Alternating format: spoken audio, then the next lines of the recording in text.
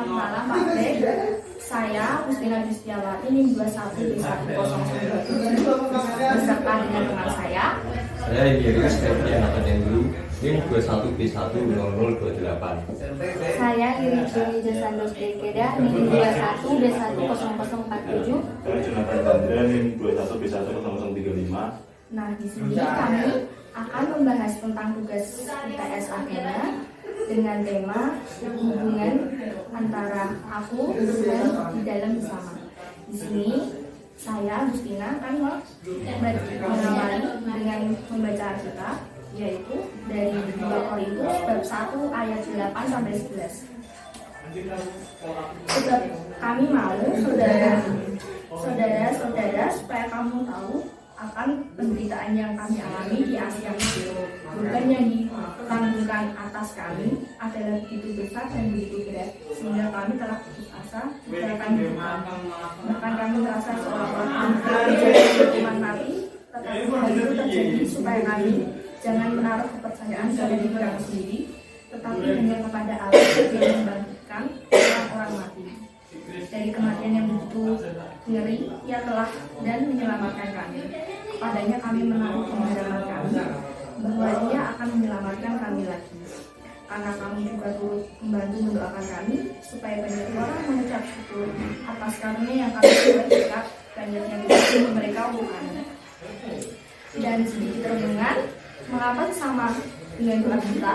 Apakah orang-orang masih mendoakanku? Itu salah satu pertanyaan awal yang diajukan seorang misionaris kepada istrinya setiap kali dia dikunjungi di dalam penjara. Sang misionaris tersebut telah difitnah dan dipenjara selama 2 tahun karena imannya kepada Tuhan. Hidupnya sering berada dalam bahaya karena kondisi dan kebencian yang dideritanya di penjara. Dan umat Tuhan di berbagai penjuru dunia terus mendoakannya dengan sungguh-sungguh. Misionaris ini hendaknya memastikan bahwa mereka tidak berhenti untuk mendoakannya, karena ia percaya Allah memakai doa-doa mereka dengan cara yang luar biasa. Doa-doa kita, orang lain, khususnya mereka yang dianiaya karena iman, adalah anugerah yang sangat berarti. Paulus menyatakan hal ini ketika dalam surat kepada jemaat di Korintus yang menceritakan berbagai kesusahannya yang dihadapinya dalam pelayanan pengabaran Injil. Beban yang dipikulnya begitu besar dan begitu berat sehingga ia putus asa. Namun ia lalu menceritakan bagaimana Allah telah melepaskan dan menjalankan saran yang dipakainya untuk menolongnya. Allah berkarya melalui doa-doa untuk menggenapi perkara besar yang membawa kebaikan bagi hidup anak-anaknya. Salah satu cara terbaik mengasihi sesama adalah dengan mendoakan mereka, karena melalui itu kita membuka jalan bagi datangnya pertolongan yang hanya dapat diberikan oleh Allah. Ketika kita berdoa bagi orang lain, kita mengasihi mereka dalam kekuatannya. Tiada yang lebih besar dan lebih mengasihi daripada Allah. Demikian dari saya. Silakan lanjut. Ya, selanjutnya akan saya lanjutkan ini ya. Saya akan membacakan renungan yang saya dapatkan. Nah, sebelum saya membacakan renungan, saya akan membacakan sedikit kutipan dari 2 Korintus bab 9 ayat 12 dan sampai 13. Sebab pelayanan kasih yang berisi pemberian ini bukan hanya mencukupkan keperluan orang-orang kudus, tetapi juga melimpahkan ucapan syukur kepada Allah. Dan oleh sebab kamu telah tahan uji di dalam pelayanan itu, mereka memuliakan Allah karena ketaatan kamu dalam pengakuan akan Injil Kristus, dan karena kemurahan hatimu dalam membagikan segala sesuatu dengan mereka dan dengan semua orang. Renungan ini yang saya bacakan. Sebuah pelayanan di Carlsbad, New Mexico mendukung komunitas lokal dengan menyumbangkan lebih dari 12 ton makanan gratis kepada warga setempat setiap bulannya. Pemimpin pelayanan tersebut menyatakan, semua orang boleh datang karena kami menerima mereka dan melayani apa yang mereka butuhkan. Tujuan kami adalah memenuhi kebutuhan mereka sehari-hari supaya kami dapat menjawab kebutuhan spiritual mereka. Sebagai orang percaya, Allah ingin kita menggunakan karunia dan berkat yang diberikannya kepada kita untuk memberkati orang lain. supaya komunitas kita bisa lebih mengenalnya. Bagaimana kita dapat mengembangkan hati yang melayani, yang memuliakan Allah? Hati yang melayani itu akan kita miliki ketika kita meminta Allah memberikan cara-cara yang dapat kita tempuh untuk memakai karunia darinya agar bermanfaat bagi orang lain.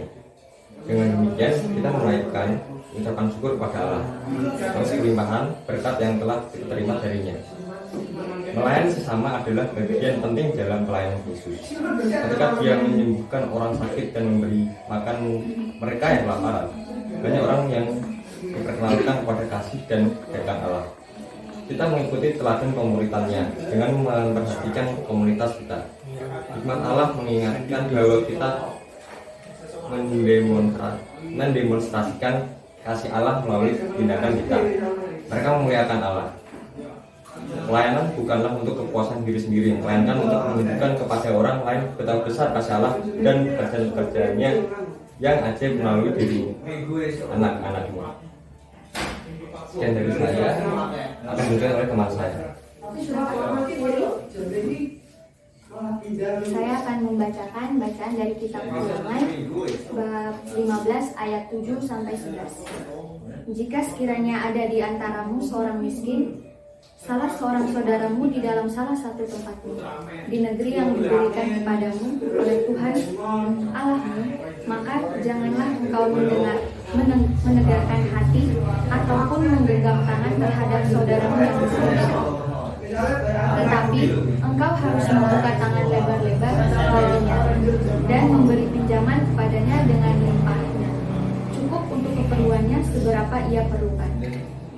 Hati-hatilah supaya jangan timbul di dalam hatimu pikiran dusta.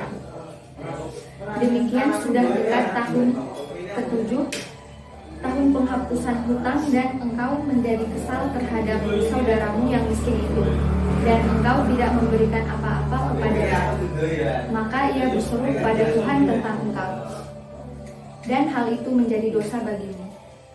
Engkau harus memberi kepadanya dengan limpahnya, dan janganlah hatimu berduka cita apabila engkau memberi kepadanya, sebab oleh karena hal itulah Tuhan Allahmu akan memberkati engkau dalam segala pekerjaanmu dan dalam segala usahamu. Sebab orang-orang miskin tidak hentinya akan ada di dalam negeri itu. Itulah sebabnya aku memberi perintah kepadamu. Demikian haruslah engkau membuka tangan lebar-lebar bagi saudaramu yang tertindas dan yang miskin di negeri. Renungan singkat. Pada bacaan ini menekankan pentingnya memperhatikan mereka yang miskin dengan memberi perintah kepada kita untuk membuka tangan lebar-lebar bagi mereka. Mungkin kita tergoda mengabaikan kesulitan orang miskin dan enggan berbagi berkat dengan mereka. Namun Allah menantang kita untuk melihat bahwa kita akan selalu dikelilingi oleh mereka yang berkekurangan, sehingga kita perlu melayani mereka dengan murah hati dan rela, bukan dengan berduka cita. Kemurahan hati kita mungkin tidak akan diketahui oleh siapapun selain Allah. Namun, ketika memberi dengan leluasa, kita tidak saja memenuhi kebutuhan orang-orang di sekitar kita, tetapi kita juga mengalami sukacita yang Allah ingin kita alami dengan memenuhi kebutuhan sesama. Tolonglah kami, ya Tuhan, untuk mempunyai mata dan tangan yang terbuka demi memenuhi kebutuhan mereka yang telah Engkau tempatkan di sekitar kami. Demikian dari saya. Lanjut ke saya akan membacakan dari Yohanes 1 bab 3 ayat 16 sampai 17. Demikianlah kita ketahui kasih Kristus, yaitu bahwa Ia telah menyerahkan nyawanya untuk kita. Jadi kita pun wajib menyerahkan nyawa itu untuk saudara-saudara kita. Barang siapa mempunyai harta duniawi dan melihat saudaranya menderita kekurangan, tetapi menutup pintu hatinya terhadap saudaranya itu, bagaimanakah kasih Allah tetap di dalam dirinya? Ya, dari kitab Injil tersebut itu dapat saya kutip, sebagai orang awam kita hanyalah orang biasa yang tidak punya apa-apa, dan untuk menjadi apa-apa tersebut kita harus tetap berjuang, tetapi kita harus tetap selalu ingat kepada orang di sekitar kita yang memiliki kekurangan, entah kekurangan harta, entah kekurangan ilmu. Kita bisa bantu semampu kita. Jadi tetaplah kita membantu sesama tanpa adanya rasa pengen dibalas imbalan seperti itu. Itu cukup dari saya dan teman-teman. Sekian dari kita. Terima kasih Pak Greg. Mari. Terima kasih teman-teman.